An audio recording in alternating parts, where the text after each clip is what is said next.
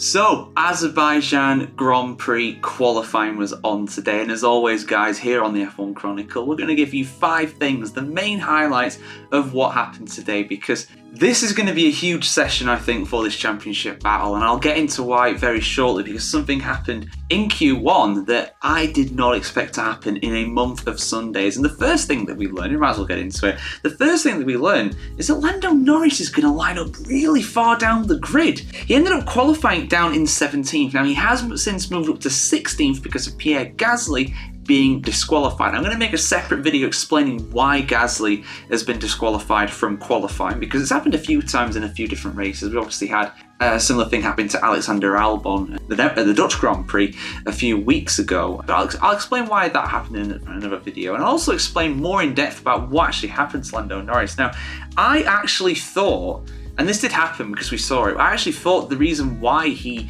backed out of his second run that could have got him into Q2 was because of him going wide through the final braking zone, not the final corner, the final braking zone, and he actually ran over the curb. And I thought that would have cost him time, because there's time they would have even lost down the entire straight because of that. But apparently, according to him, that lap would have been fast enough to see him get through. And there were yellow flags out, and I thought the yellow flags were for him, but they weren't. They were actually for Esteban Ocon, who was slowing down. Again, I'll go into more in depth of that in another video, but yeah, lining up P16, Norris very downtrodden, saying that it's very hard to overtake around this track. I think you can definitely pass. It's not as easy as people think, but it's definitely a passable track. He can recover, but will he be able to recover to challenge and take points away from his championship rival Max Verstappen? Well, Verstappen didn't have a terrible day, didn't have a great day though. The second thing that we learned though is that Red Bull is still not quick. And now we have brought you news that Red Bull say they might have found the problem with the car, but finding a problem is one thing, resolving it is another, and it's not resolved, because for the first time this season, Verstappen has been out-qualified by Sergio Perez. Verstappen will line up P6, Sergio Perez in P4.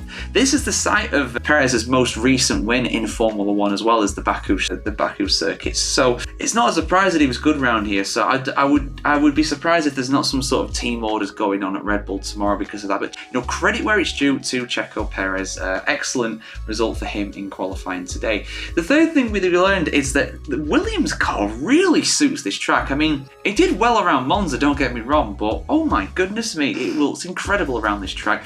But it could have been more, believe it or not. Both Franco Colapinto and Alex Albon made it into the top 10, made it into Q3. And Colapinto qualified up in P9, Albon in P10, but it could have been more for Albon. It could have been more for him, because his airbox was connected to the car still when it was leaving the pits. And because of that, he had to pull off to the side, couldn't set another lap. He could have done more, you never know, he could have got up to 8th, 7th, something like that. But as it is, he lines up in 10th. It's a good result for Williams. It could have been so much more, and such a, dare I say, it's such a rookie error, such a basic mistake. I've never seen a car go out on the track with its airbox still attached. If you're wondering what the airbox is, by the way, it's basically something that goes to the top air intake of the car, and it basically cools it down. I mean, we even had like dry ice getting onto the track because of that. An absolute amateur error for Williams, and I'd be surprised if they don't get a fine for that as well, to be honest, because it is unsafe sending a car out in that condition, unfortunately. But there we go. So yeah, great news for Colapinto in his second Grand Prix. He'll line up in the top 10.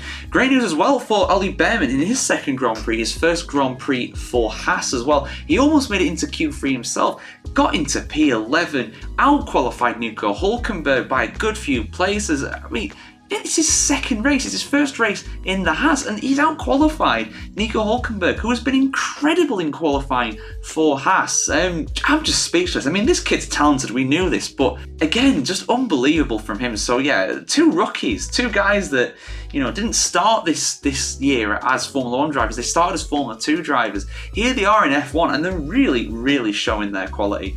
But the person who showed the most quality today, in my opinion, was Charles Leclerc, getting pole position, putting his crash yesterday in free practice behind him fully. I mean, check that out, the review we did of free practice as well, if you've not already, of course, because I go into more detail about what happened there. And Colapinto as well, for that matter, he had a crash too on Friday, and he's in the top 10, so there we go. Not quite spin to win, but in the wall to good qualifying. Doesn't have the same ring to it at all, really. But yeah, Charles Leclerc, 4th consecutive pole position at Azerbaijan Grand Prix. He's never won here before.